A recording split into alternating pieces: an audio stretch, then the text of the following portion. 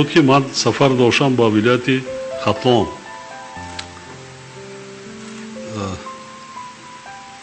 بعد سر قدم مادرم در دنقره زندگی میکرد، اون خانه‌ای که ما تولد شدیم. این کتی همون حولی مون است. این پسر خوردیم است. گذشته مادرم در بالای کت شتگی است. زیارت کردم، کمی در پالو شدم. بعد دیدم که سفر دارم، سفر کار قطعی. بعد چای نمی نوشید، خوراک نمی خورد. بعد از اون طرف گردم و دعا دادم.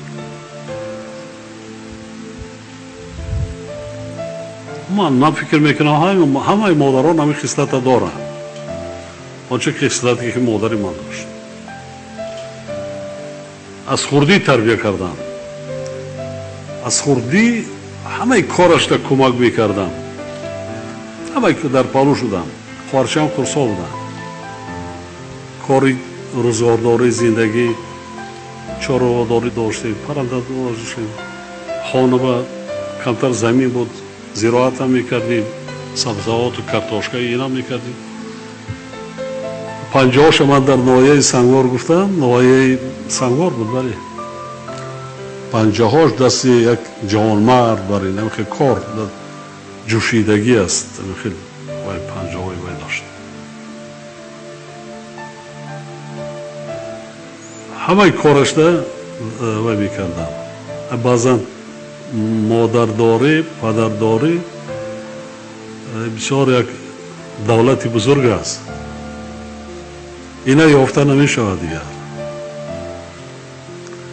خریده نمیتوانی.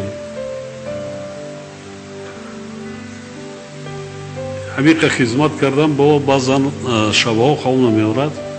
اندیشه میکردم چرا این کار نکردم که مادرم یک ماه دیگر زنده میماند. برای چی این کار نکردم؟ وای شد.